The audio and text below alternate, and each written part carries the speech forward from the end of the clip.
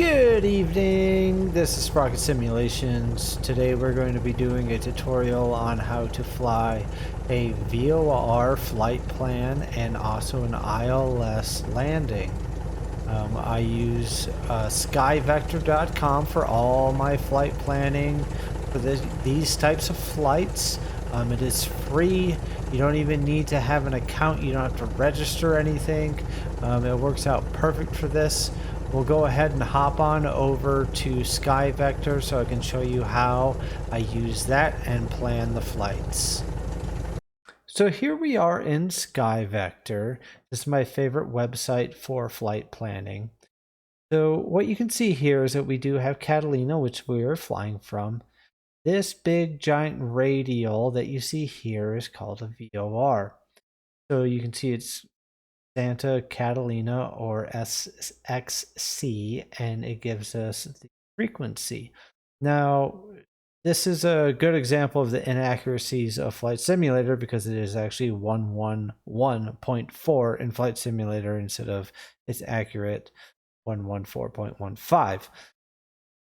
This is literally the only airport that I've come across that has this issue, but I wanted to point it out that sometimes they're not going to be 100% accurate.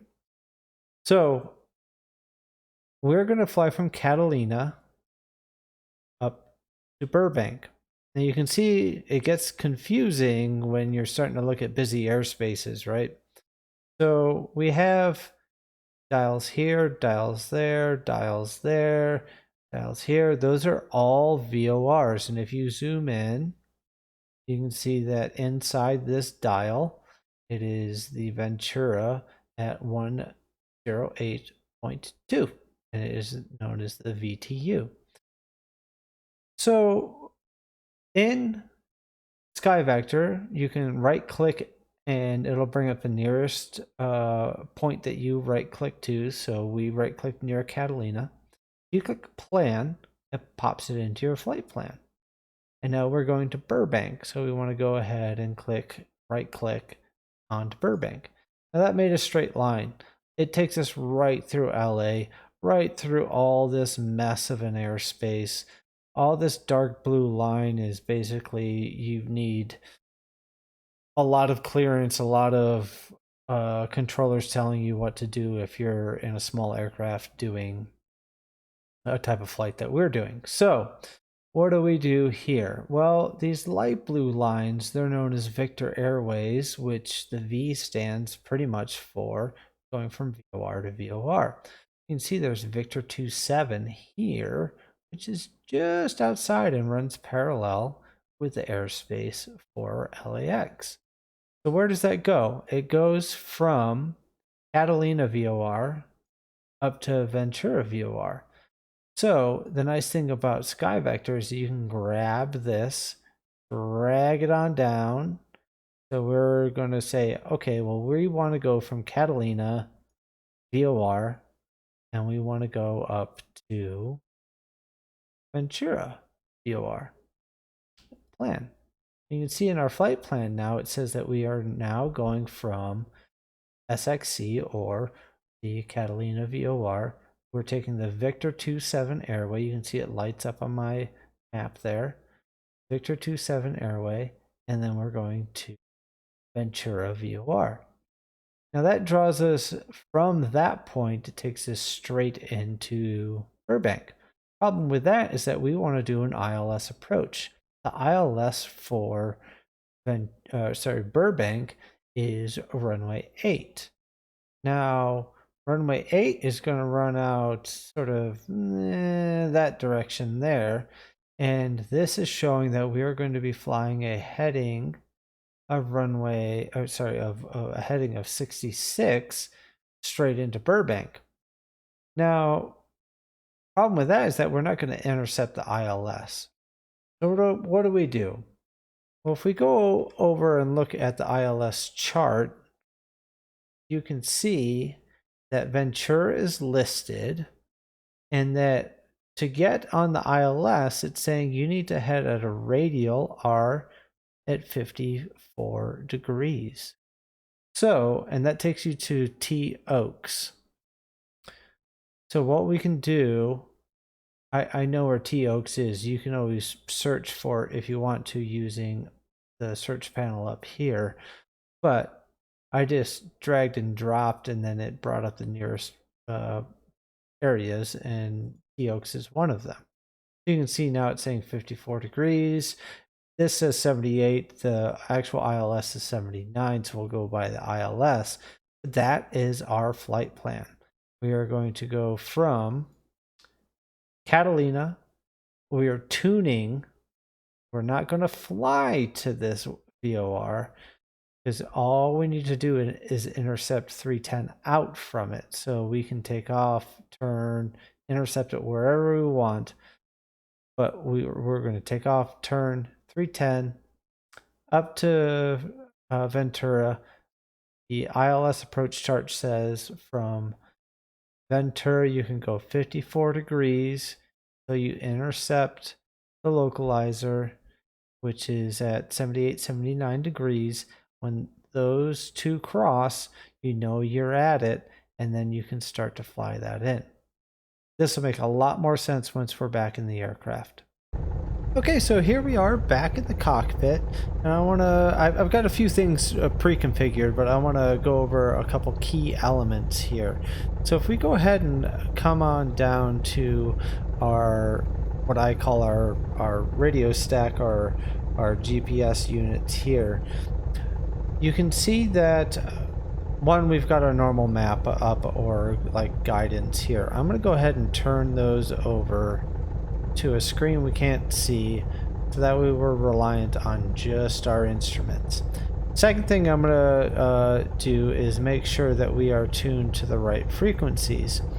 Now the way you do that is you basically have, imagine this is just your navcom stack here. Ignore this big blue area. Now the way you swap in between comm and nav is the center button. Same thing down here, you just swap in between the two. So we know that Flight Simulator has Catalina wrong, and it is actually 111.4. So we can go ahead and set that. Watch what's going to happen at my VOR here. Boom. It made it to SXC, which is Catalina.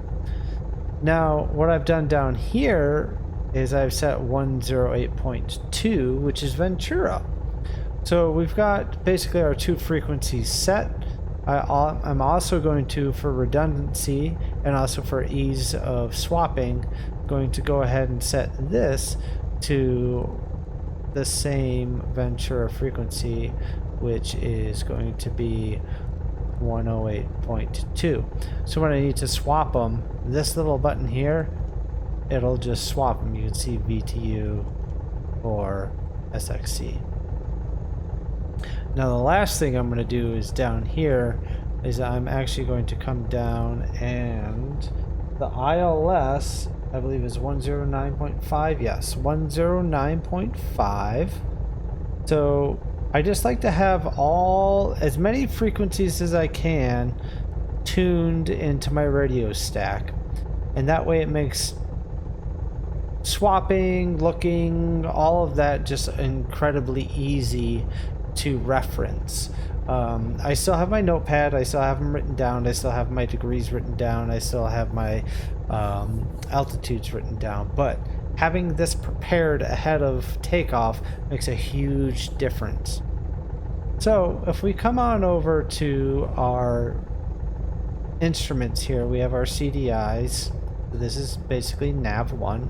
This is basically nav 2. This is your heading bug, which just, will either be a visual marker for you for either wind, or you can set your autopilot to follow that course.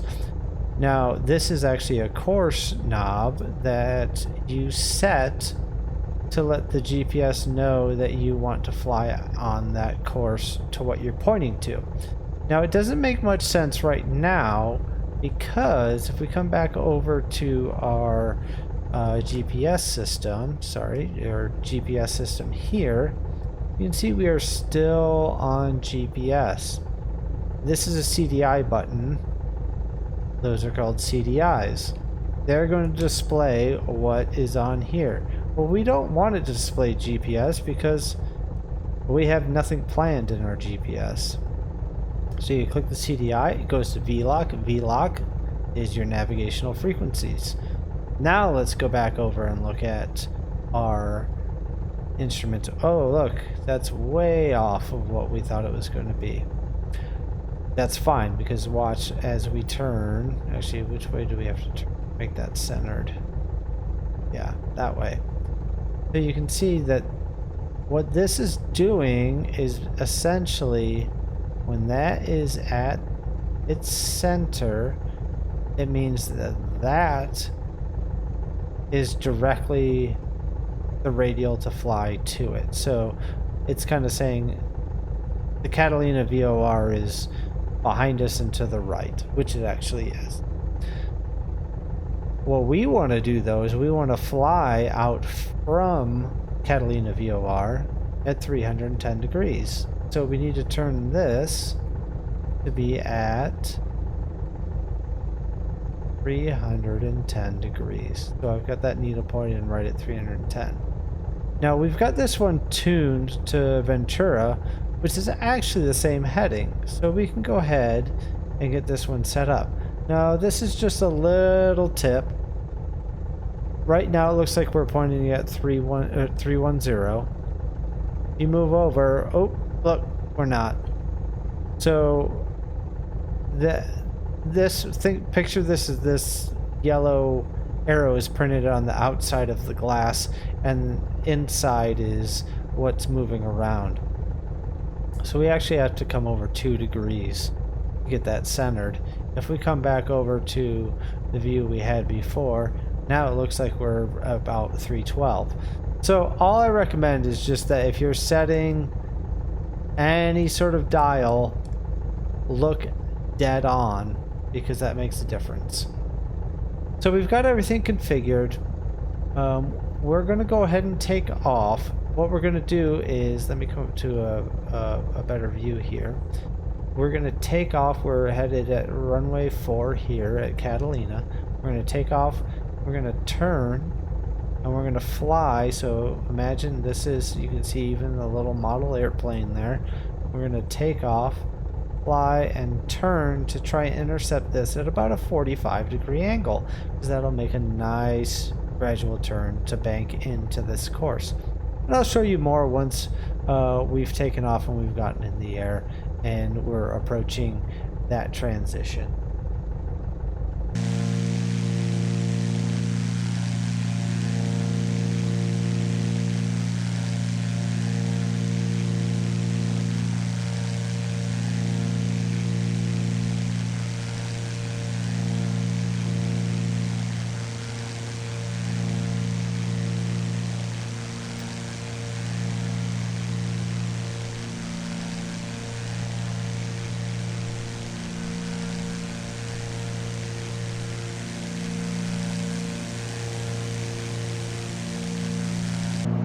Okay, so we've taken off from Catalina. I'm going to go ahead and, now that we've sort of established our climb, I'm going to back off our RPMs just to get out of the red. And leave our manifold pressure where it is and our throttle where it is. But I want to turn over, try and intercept that 310 heading coming out of Catalina, which is back there. So essentially what we're doing is Catalina VOR is roughly around here. 310 heading is kind of going that way. So we're trying to catch that, which, look, lo and behold, I turned away and we caught up with it. You want to turn to catch it. Now, wind has a big factor in all of this. You can see it's pretty centered, moving off to the left a little, or sorry, to the right. We need to go back to the right to try and catch it. Now there's a couple things that I'm going to do here to make life easy. We've got everything configured, right? So we've got our VOR configured in our nav or radio stack. We're pretty much coordinated here. We're doing a nice sort of gradual climb. I didn't want to go above 5,000, so we just want to go to 5,000 feet. So let's just go ahead and make life easy and engage the autopilot. So how do we do that in this aircraft? Well, there's a nice toggle switch here that engages it. So we can go ahead and click autopilot. What does that do? Well, that's just basically going to freeze exactly what we were doing when we pushed it. So we're still climbing a little bit, but we're not rolling or turning or anything like that. We're level. So we'll let that carry on up at a very gradual pace. But what we aren't telling the aircraft to do is where we want to go, right or left. Well, actually, it's climbing a little bit more than I thought it was going to. Let's go ahead and enable vertical speed mode. And we can dial that back a little bit. Vertical speed is going to set your dial on here. I thought it froze it in place. My bad. It actually will just level your wings. So we're approaching 5,000 feet now. As soon as we hit 5,000 feet, I'm going to click the altitude button. There we go. And this is going to level us off at 5,000 feet. Now, like I said, we still haven't told it what to do, right or left. We've now said stay level, and we told it to basically climb to 5,000.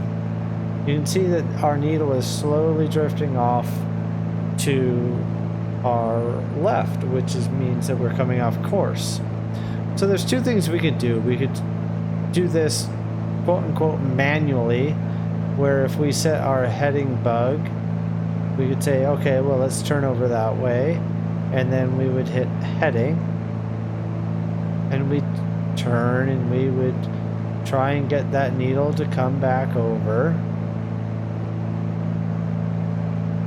And as it came over, we would then turn our heading bug back, and so there it's now in the center. So, let's turn back over.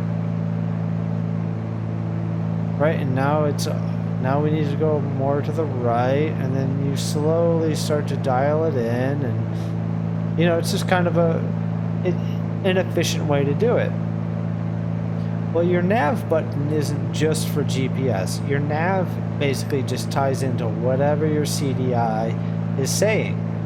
So if we hit nav, it is literally going to line that up with our heading, but also correct for wind. So you'll notice that as that drifts in, it's going to actually be flying at a different heading than what we have set. And that's because of the wind. And that's the beauty of Autopilot. It takes all of that calculation out for you and makes flying oh so easy. So if we go ahead and I'm going to come back down here. Now, if we go ahead and click to swap, which 108.2 is Ventura, we swap, watch what happens to our autopilot. It turned nav off. So now it is literally just holding us wings steady. And you can see that we're no longer perfectly aligned. Go ahead and click nav back on, and it's going to correct for that. The reason why that happened is because the plane realized we made a change to our navigation systems, and it didn't know what we were trying to do with that.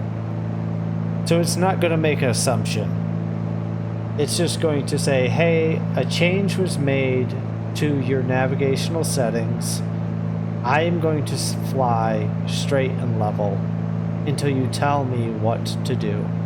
So we're going to continue on flying into Ventura. We've got about 30 miles to go, and we'll just check in once we get there.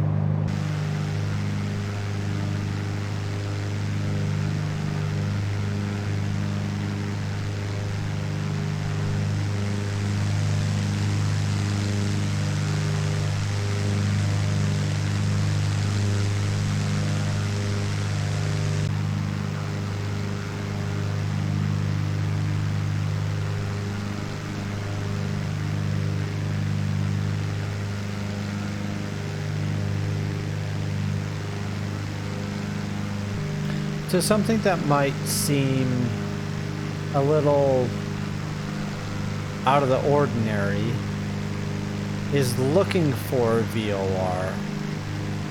Now, this is typically what you see. You have a cleared area, and then in the center of it is going to be a little structure. I can't quite zoom in. There you go. That is a VOR.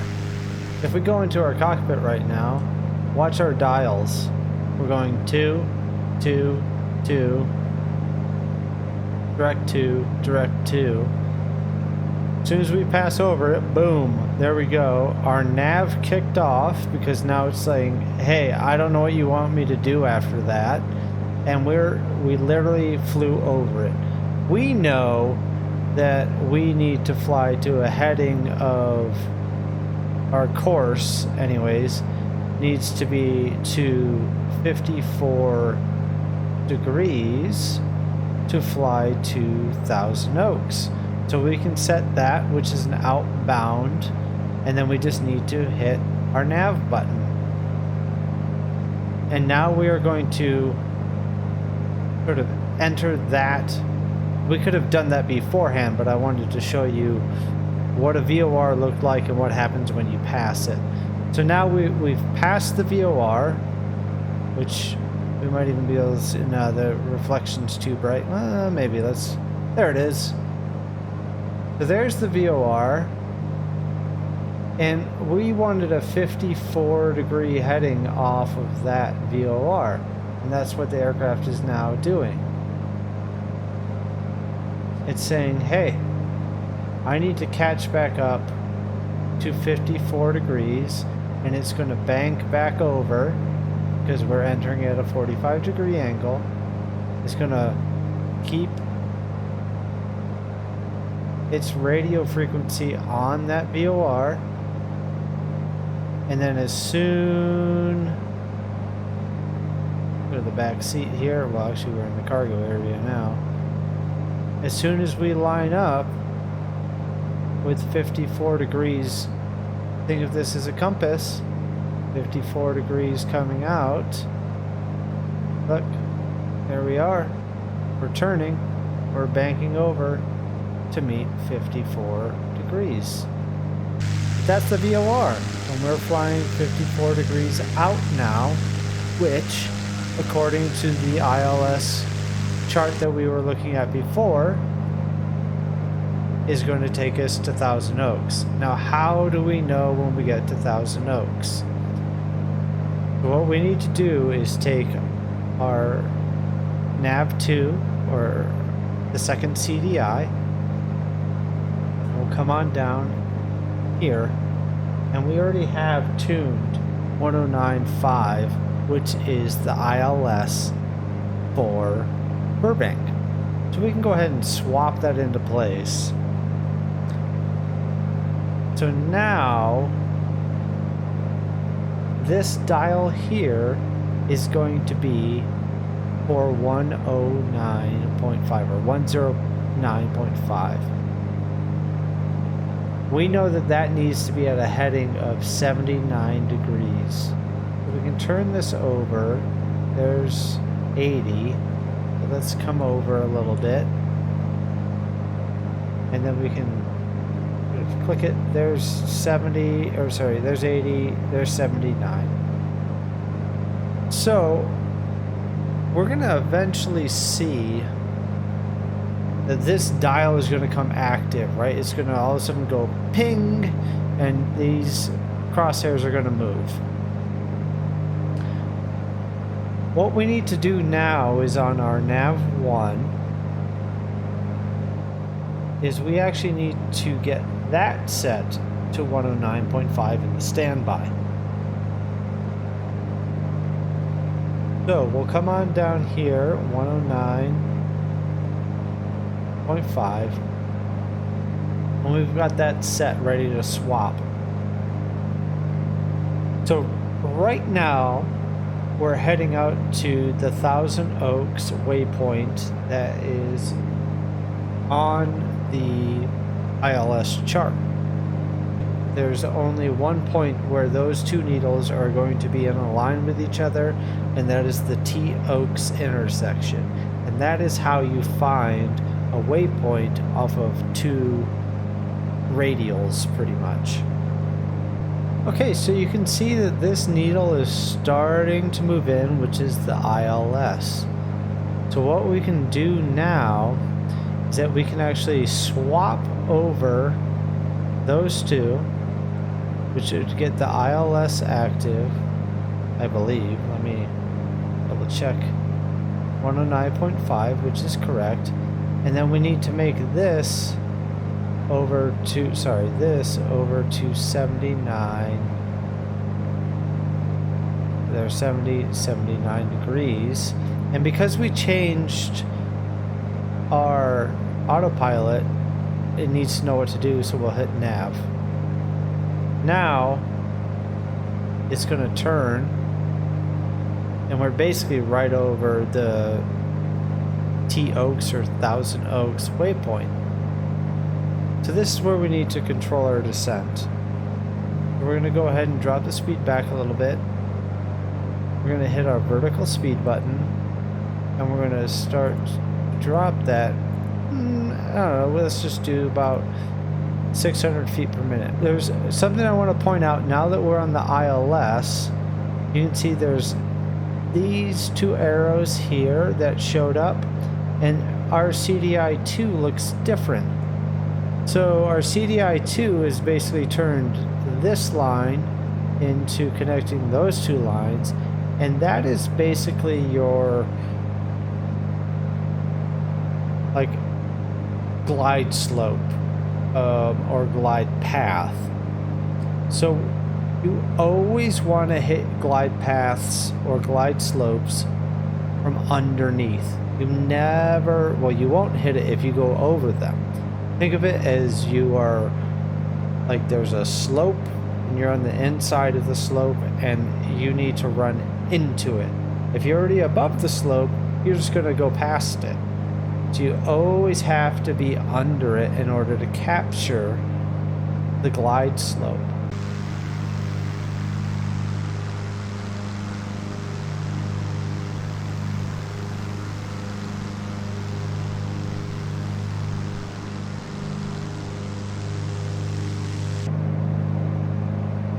Okay, so we're just about to hit the glide slope. You're going to watch the nose dip.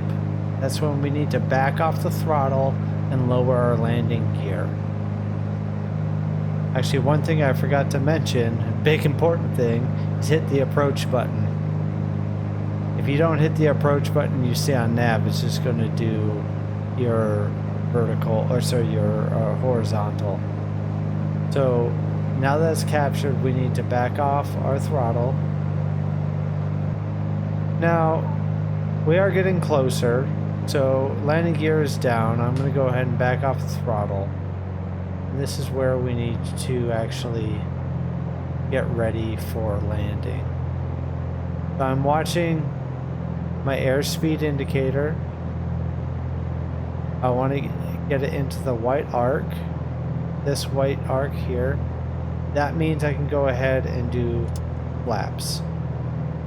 We already have our gear down. So I did my first notch of flaps. Still on autopilot.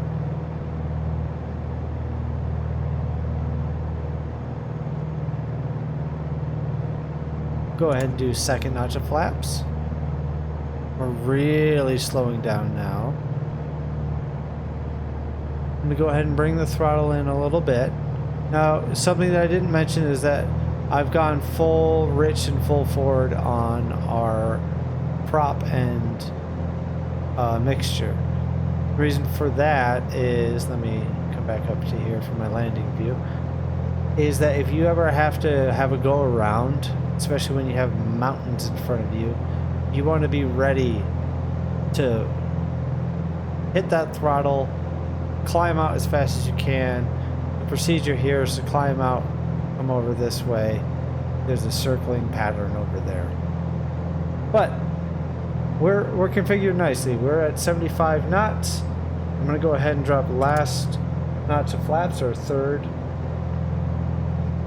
notch.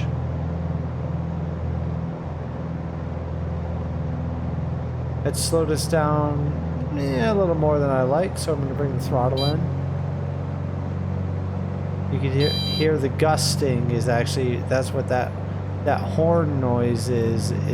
It's our stall warning is what it is, but it's actually, there's some wind gusts that are hitting us, and it makes that horn go mink, mink. We were going a little slow though, but we weren't really. So here, the end of the white arc is where we would be in trouble. So I'm going to go ahead and disengage autopilot about here.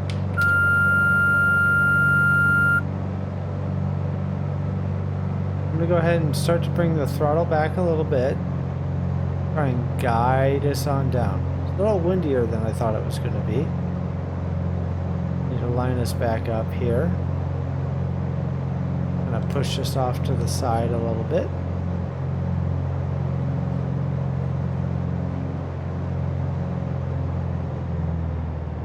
We've gone ahead and come to neutral. Nowhere even close to the center line. See if we can get over there. Just gonna hold it, hold it, hold it, hold it. There we go. Bring the nose down. Slowly bring on the brakes. And then we can release them when we can get off the runway. So, not my best landing, but I think I recovered it well. You know, there's definitely, we're going to bring our flaps up. There's definitely points in a landing where you have to make adjustments. I didn't expect when I turned off the autopilot to have it push me over that far. And all of a sudden I was off the center line. So I banked a little bit, came over, a little bit of rudder, wasn't directly on the center line, but slowed myself down enough that that stall horn was, you know, yelling at me. But you keep that pressure on and you float, float, float, and then on these planes that have, you know, what's called a tricycle gear landing gear, which is basically not a tail dragger. There's not a wheel back there. That you touch down with these wheels, and then you slowly lower the nose. And I feel like I did an okay recovery with that, where I came down, I let those wheels touch, so these touched, and then I slowly let the wheel down. And then I still managed to, like, let's go ahead and speed up the little drone here. I still managed, the first or the, I mean, I guess I would call that the first. That is the first exit taxiway that you could get off at if you were maybe not aiming for the threshold. And yeah, numbers, land, yeah, you could probably make that one. But realistic terms, I still made it off the first taxiway. So, enough about my landing. I hope that explains VOR, ILS, flight planning, how it works in the plane, how we didn't use any GPS at all. All we did was tune in frequencies and follow our dials.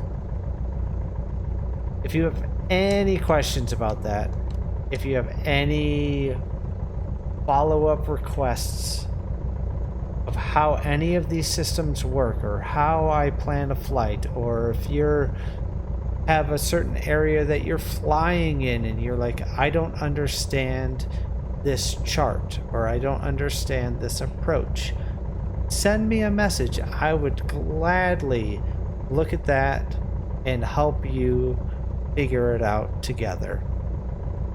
So thank you again. This is Sprocket Simulations wishing you all happy flights and amazing silky landings. Thanks for watching. Please like and subscribe. Have a great evening.